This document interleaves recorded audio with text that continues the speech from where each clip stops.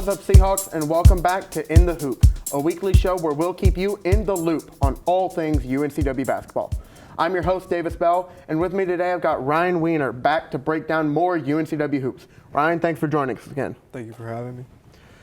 Since we've last talked, the men have only played one game, but what a game they played. They went on the road to USC Upstate, won a very close game, 89-85. What did you see in that? I saw a lot of what I liked. The team is obviously gelling. This is out of conference play. This is the time to play these tough games. USC Upstate is an up-and-coming program, similar to ourselves. And, it was an away game, so I wasn't there. But, what I could tell from online was that it was a hostile environment. Definitely seemed like a good tester game for the team just to continue to, add to the chemistry, as we get towards conference play. What we've talked about all throughout this young season is they are such a talented offensive team all throughout. I mean, Newbie again led the way with 20 points, but you had Kamari with 13, EJ with 13, Sean Moore with 10. A lot of guys on this team were scoring double digits. They're a very balanced offense, and I think that's going to hurt a lot of opponents. Yeah, like we've talked about, the depth of this team is definitely a strength that maybe we haven't had in years past. Coach Siddle talks about wanting to play fast. He talks about, wanting to play team basketball. Somebody that I've been impressed with is, and I'm sure a lot of people have been impressed with, is Donovan Newby. And going into the season, it was assumed upon that he would be a lead ball handler, that he would be a starter. But I don't know if everybody was predicting this sort of scoring aggression. No. We could say that. In this game against Upstate, he went 5 of 7 from the line. In the game against Georgia Southern, I want to say he was 19 of 21 from the free throw line. Incredible. That aggressiveness and, free throws are free buckets. Most of the time he's going to make those. And, that's going to cause a, continuous impact throughout the game. When other guys are driving now, they're in foul trouble. Maybe they can't contest as hard. I've been extremely impressed with Donovan Newby as a lead guard. I think he's taken a step forward. Yeah, when I was talking to Coach Siddle after the Georgia Southern win, we of course talked about Donovan Newby, who had 31? 30. He had over 33. 30 points. Incredible performance for him. But Siddle said that, we talked about Kamari McGriff this offseason. He had improved. But Coach Siddle said that, Donovan Newby was there with Kamari McGriff 6 a.m. every morning all summer. That's his ride. Oh, yeah. That's how he got there, 6 a.m. partners. He compared it to Shaquem Phillips last year, who was another UNCW guard who was really good for us and then made a big jump. It's a young season, but so far Newby is clearly the number one option on this team. Yeah, and just to take it to a few other guys really quickly, and while I'm talking about free throws, I might mention this again, but to have 2 guards off the bench attempt 5 free throws each, and then Bo Montgomery, or 5, 8, and then 4. So 5 for Greedy Williams, 8 free throw attempts for Elijah Jamison, and 4 for Bo Montgomery. To see that aggressiveness coming off the bench, it shows we have scorers in, all different types, all different facets. Greedy Williams especially was very impressive in this game. He led the bench in minutes, 21 minutes. He had a very good game, I think, against Upstate.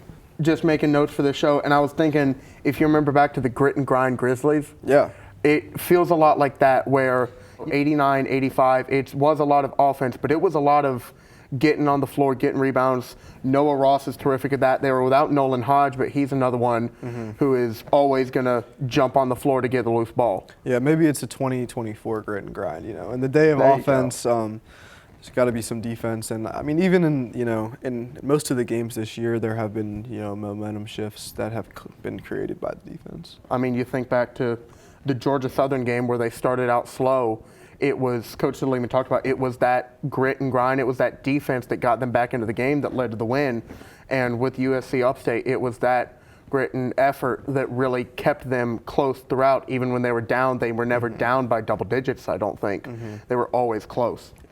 We'll come back to men's basketball, but we've got to head over to the women now because they have played 2 games since we last spoke, and they have gone 2-0. The women are now 3-2. Yeah. It's their first winning record in quite a while.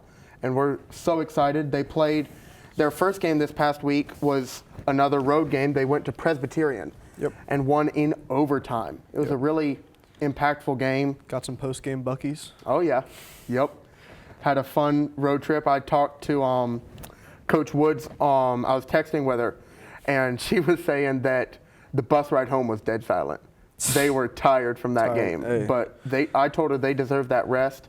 they played a great game of basketball. Overtime win and probably some ice cream from Buc-ee's. That'll give you good nap formula.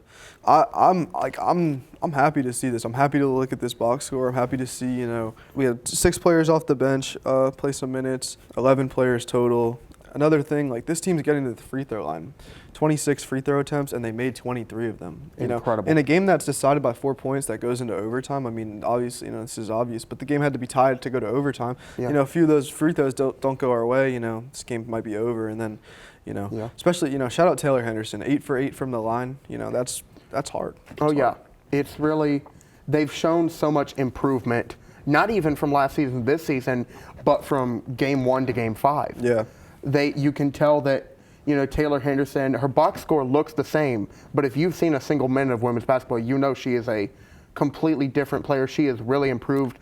Last year, she was putting up 14 points because she had to. Nobody else on the team had that level of offensive input, and she was really the only go-to scorer we had. Yep. But now they've upgraded with Ali Zalea, Jania Hall, Kate Hollifield. They've got so many offensive options that we really haven't seen from women's basketball in a number of years. Yeah, 2 of the players I'd like to shout out really quickly is Ali Zalea. It's an interior force. She had 8 rebounds in this game.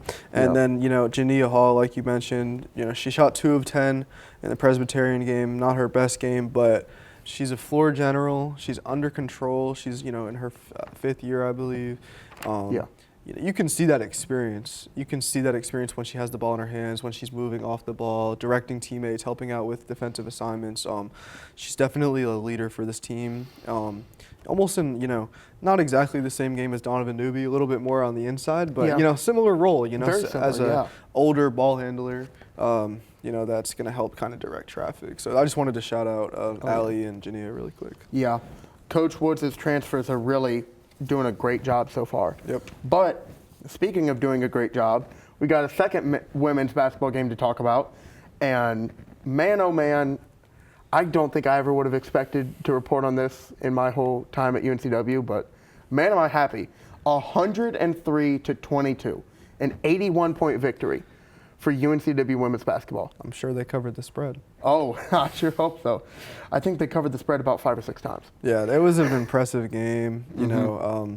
Apprentice showed up. They played hard, but UNCW, totally outmatched them in this one. And I think that, this sort of confidence booster could go a long way. Like you mentioned, they're 3-2. They're over 500.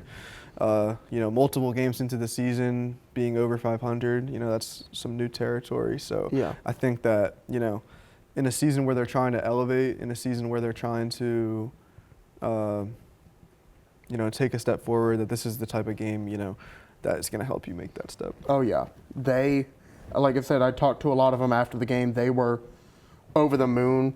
It's just a confidence booster. Oh, it is. And one thing Coach Woods has really harped on all season is bench energy, and how she believes that is one of the most important things. I've seen her in practice. She will hammer on the bench more than the players on the court sometimes because of their energy. And man, did they respond. I know when you talked to her recently, she mentioned playing fast. And, that is something that, a lot of coaches say they want to play fast, but, our teams are playing fast. Oh, yeah. So, they just scored 103 points in a 40-minute game. That's impressive, And I think this is it's something to note. It's something to, they're taking a step forward. There's going to be some more tough games in out-of-conference play, and there's, those are also going to help them for conference. But they're building something. With 143 from the men, 103 from the women, Trask Coliseum, the house of offense. Setting records. Oh yeah, but moving on to one of our new segments, the Seahawks Spotlight. For the women's side of things, we've got 2 players to spotlight today. The first of those being Corey McLaughlin. The backup big for the Seahawks has been playing really incredibly over these past couple of games. She had 6 points against Presbyterian and 7 points and 6 rebounds against Apprentice. She really has upped her game this season from her freshman year last year, and she has been a tremendous help to this new and improved Seahawks front court. The second player we've got is Evan Miller. a name that many Seahawks know. She's in her 5th season here at UNCW, and I've talked to her a lot, and she is really bittersweet about this season, but she played an incredible game on the road this past week against Presbyterian. In the game, she had 12 points. She had 7 points in overtime alone to really help secure that Seahawks victory, including 4 of 4 free throws in overtime. Without Evan, this game would not have gone the way it did on offense or on defense, because that's where Evans really made a turn this season, is on the defensive end. Her energy is so tremendous, it really helps this team more than a box score can show. Moving on to the men's side, we've also got 2 players. We're going to start off with Greedy Williams. Greedy has been a backup guard for the Seahawks, a transfer in this season. He has really been outstanding for the Seahawks bench. We've talked all season about the depth of this team, and Greedy really exemplifies that unlike any other player. He had a great game on that road win against USC Upstate, having 11 points off the bench and with some incredible defense. Greedy was actually in our closing lineup, and he was 5 of 5 from the free throw line. He really has been a great help for the Seahawks, and we're very excited to see what else he gets to do. Our second player is another new transfer, Sean Moore. He got his first start for the Seahawks against USC Upstate, and he really took advantage of it. He had 10 points on 50% from the field and 40% from the three-point line. His offense was very helpful in this win, and just his presence on the court all around, on defense, on offense, he was everywhere the Seahawks needed him to be. He comes in as a transfer. He has been great everywhere he's been before UNCW, and we expect nothing less from him carrying on into the season. Well, that wraps up another episode of In the Hoop. Ryan, thanks again for being here. Thank you for having me. It's always a good time. I'm sure we'll have you back sometime soon. Be sure to follow Seahawks Central Sports on Instagram and TealTV on YouTube to stay up to date with all things UNCW hoops. I'm Davis Bell. Thanks again to Ryan, and we'll see you next time. Cut.